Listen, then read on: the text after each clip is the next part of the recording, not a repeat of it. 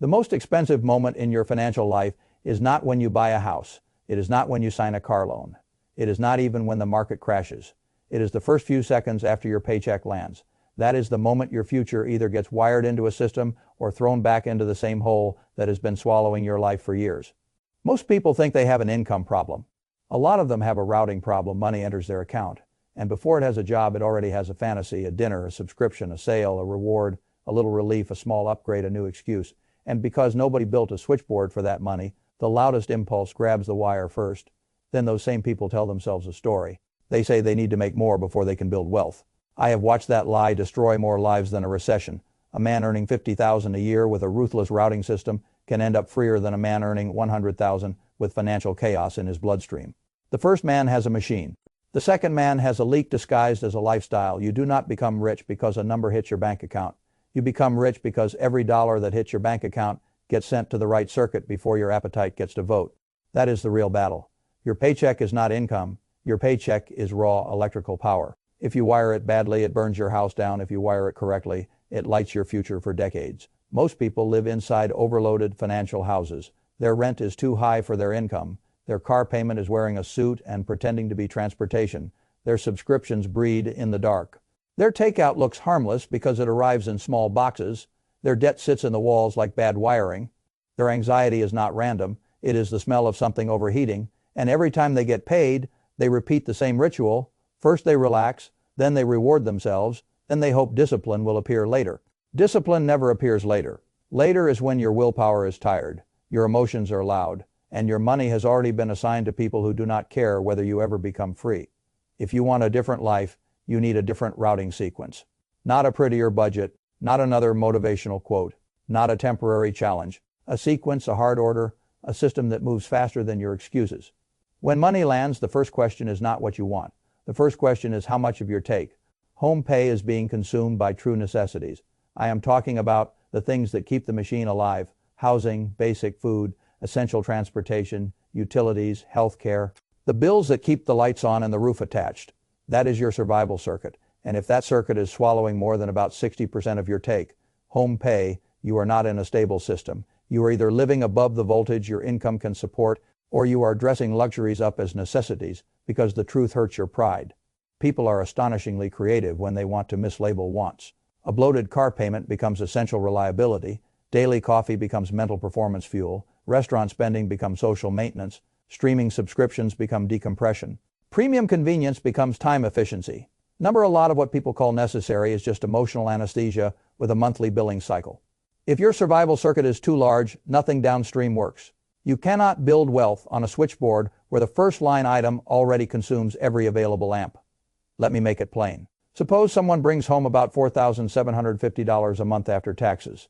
Rent is $1,800, a car payment is $400, food is $500 before they have touched coffee, restaurants, streaming services, quick shopping hits, weekend spending, or little convenience leaks. They are already at $2,700. That is about 57% of take. Home pay, tight but workable. Now add the spending people mentally classify as too small to matter, few subscriptions. Some take out random delivery fees, daily purchases that feel invisible because no single one looks lethal. Suddenly the month is gone, then they tell themselves they are barely surviving, as if the problem were mysterious. It is not mysterious. It is a routing failure. The second line on the switchboard is debt protection. Notice I did not say debt elimination first. I said protection. When you are still carrying obligations, your first duty is to keep those payments current. Minimums matter, timing matters. A missed payment is not just a fee. It is a reputation wound. Credit is not character. But in this system, it behaves like a financial passport. It affects borrowing costs, housing options, sometimes even employment, and always your room to move when life turns hard. What fascinates me is how unforgiving that part of the machine is. In school, 97% gets you an A. In credit behavior, dropping from near-perfect payment history to merely sloppy can make lenders treat you like you are leaking acid. That is the kind of asymmetry adults ignore at their own expense. One late payment can cost you more than months of disciplined saving can repair. So the wire must go there early. Not because it feels wealthy, because chaos compounds too. Then we come to the circuit most people postpone until life humiliates them. The emergency fund. People love to sneer at cash because cash is boring. Boring is exactly why it works. Your emergency reserve is not there to impress you. It is there to stop one bad week from forcing 10 bad years. A dead transmission, a broken laptop, a dental problem, a vet bill, a job shock, a medical deductible. The ordinary violence of adult life does not arrive with permission. It arrives on a Tuesday. If your monthly necessities are $2,700, then 3 to 6 months of living costs means roughly $8,000 to $16,000, sitting in reach. Liquid, dull, uncelebrated, not trying to be clever, not trying to beat the market, not locked up behind penalties, not swinging up and down when the economy gets ugly. People sabotage this because they hate the emotional texture of defensive money. They want every dollar auditioning for growth. That is greed dressed as optimization. Your emergency fund is not an investment engine. It is a shock absorber. It is the circuit breaker that prevents a temporary overload from burning down the rest of the house. You will not get rich from it. You will stay alive because of it. And there is another thing nobody says loudly enough. Cash reserve changes your posture. When you have months of necessity sitting there, you do not walk into every work meeting with the same desperation. You negotiate differently, you sleep differently, you hear nonsense differently, you stop behaving like a cornered animal. The world does not become kind, but it loses some of its blackmail power. That is what cash does at its best. It buys dignity before it buys opportunity. Once the survival circuit is honest, the debt protection circuit is current, and the emergency circuit is underway, only then should the wealth circuit start taking serious power. This is where most people still manage to make a mess. They think investing starts with cleverness. It usually starts with free money. If an employer offers a retirement plan with matching contributions, that wire should be one of the first serious wires you connect. People overcomplicate this to an almost comical degree. If your employer matches 3% of your salary and you earn $60,000 a year, then contributing $1,800 can pull another $1,800 into your retirement account. That is not theory. That is not a projection. That is not hope. That is a one-day doubling on that slice of money. When people refuse that because they want full paycheck flexibility, what they are really saying is this: I would rather keep control over a small present pleasure than accept an immediate 100% return tied to my future. That is not independence. That is self-harm with payroll access beyond the match. You need a default investment habit. About 10% of gross income toward retirement is a strong line to aim at, even if you start below it and climb over time. The number matters less than the permanence. Consistency is what changes the shape of your life. And time is not a background detail here. Time is the entire war. A person investing $300 a month from age 25. With long-run compounding can end up around $1 million by age 65 under ordinary market assumptions. Delay that same habit by 10 years, and the final pile can fall closer to $400,000. The gap is not just money. It is life whores, it is options, it is stress. It is how many years your future self will have to remain obedient because your current self kept waiting for a cleaner starting point. Most people do not appreciate what delay really costs because delay feels invisible in the beginning. The first years of investing are insulting, the account looks too small, the gains look unimpressive, the progress feels boring, so they start shopping for excitement. That is where dumb money goes to die. They begin researching the perfect investment, the perfect entry point, the perfect account structure, the perfect tax trick, the perfect stock, the perfect moment. They act like they are about to solve a grand financial puzzle, when in truth, they are simply avoiding the discomfort of starting with something plain. For most people, a broadly diversified index fund is enough. Not because it is romantic, because it is durable. You do not need to outsmart every professional investor on earth. You need to own productive assets consistently, pay low costs, stay in the game, and refuse to keep resetting your life because the market or the headlines or your mood temporarily moved against you. That is adulthood. Now let me say something unpleasant. You cannot talk seriously about wealth while pretending high-interest debt is just part of your personality. Non-mortgage debt is a rival compounding machine. It does not merely sit there, it grows teeth. After your employer match is handled and your payment history is protected, the next meaningful routing decision is how you attack the debt that is still feeding on you. Some people should use the avalanche method and hit the highest interest rate first. Mathematically, that is cleaner. Some people should use the snowball method and kill the smallest balances first because momentum matters more than elegant arithmetic when the human mind is involved. I am less interested in which method flatters your intelligence and more interested in whether the method survives contact with your psychology. A perfect plan that you abandon is inferior to an imperfect plan that changes your behavior for years. Personal finance is not performed in a vacuum. It is performed inside a human nervous system. You are trying to create motion. If clearing one small balance gives you enough force to keep going, use it. But pick a method and stop flirting with your debt. Do not rename it. Do not normalize it. Do not turn it into background music Attack it with sequence and repetition until it loses blood faster than you do. Then there is the tax side of the switchboard. People speak about taxes with the maturity of children and the confidence of lawyers. They chase complexity because complexity makes them feel sophisticated. Most of the time, the right lesson is simpler. Use the tax advantage lanes available to you. Respect time horizons. Understand what grows tax deferred, what grows tax-free, and what gets taxed when gains are realized. A Roth account is powerful because you pay the tax on the seed and keep the harvest that matters over decades. A taxable brokerage account still has a place, especially when you hold investments long enough to qualify for lower long-term capital gains treatment, rather than behaving like an over-caffeinated trader paying regular income rates.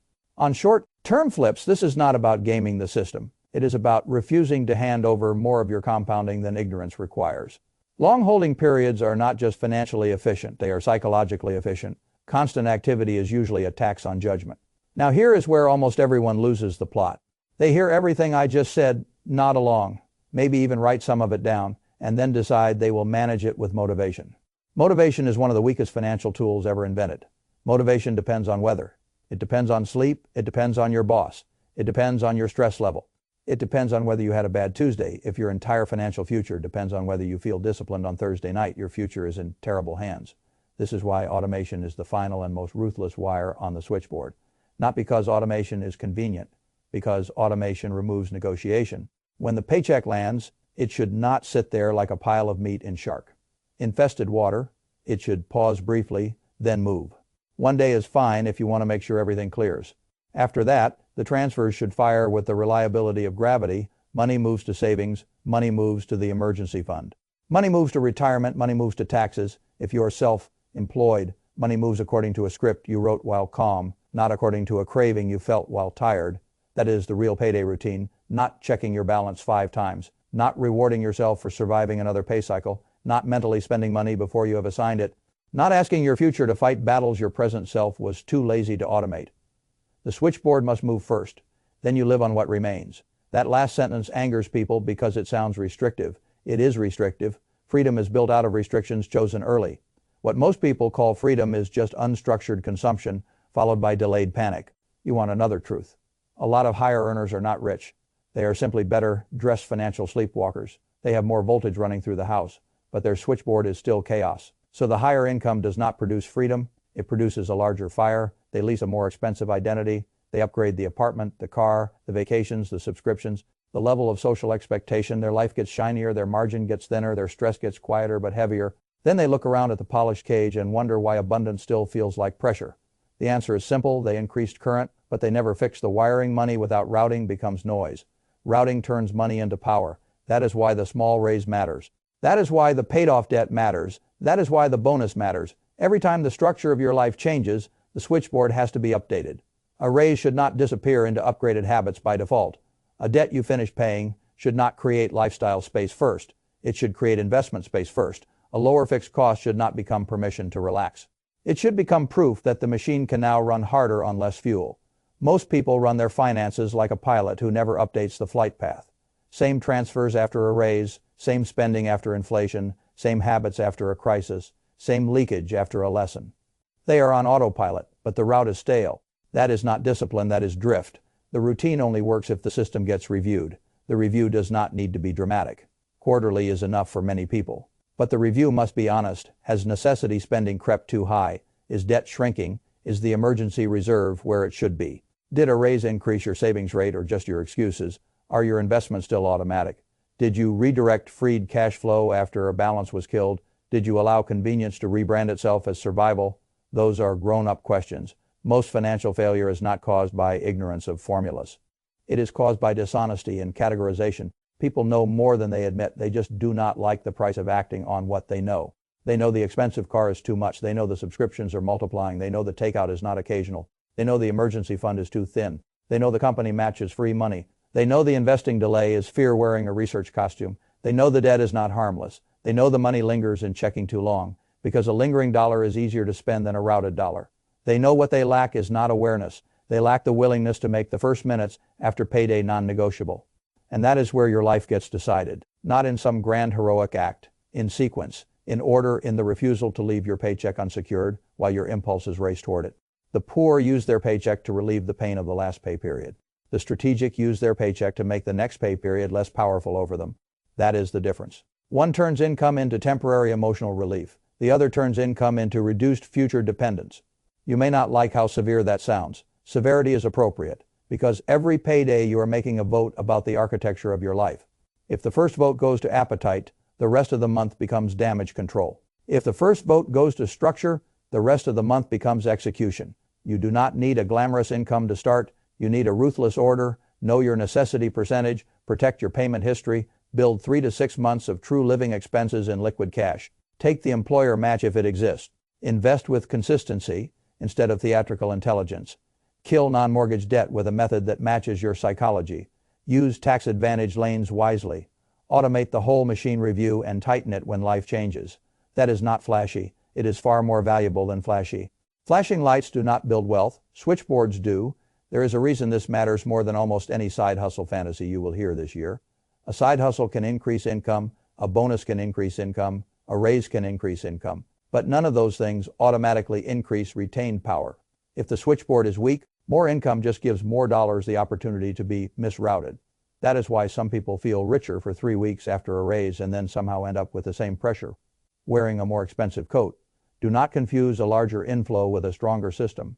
A stronger system is visible in one place only. It shows up in the percentage of money that reaches the right circuit before your emotions touch it. That is the metric that changes your life. Not how rich you feel on payday, not how busy your financial life looks, not how many apps you use, not how often you check your account. The only thing that matters is whether the machine keeps forwarding cash towards stability, ownership, and future optionality without needing your daily permission. That is how ordinary income starts behaving like capital. And now we arrive at the part where your life actually splits, because by the time your paycheck lands next, you will know exactly what the first 15 seconds are worth. You will know that those seconds are the front gate to your future. You will know that if you keep letting emotion wire the board, you are not unlucky. You are volunteering for fragility. You will know that if your money keeps arriving without a sequence, then every raise, every bonus, every extra dollar will simply enter the same hungry maze and disappear. So the question is not whether you understand the routine. The question is whether you are finally willing to remove yourself from the moment of temptation and hand your future to a system strong enough to beat the version of you that always wants relief now and freedom later. That is the door. On one side is the old month, the same drift, the same vague stress, the same checking, account amnesia, the same story about how you will get serious after one more paycheck. On the other side is a hard sequence, a quiet machine, and a future that starts getting built before your impulses can touch it. Choose which side of that door gets your next deposit.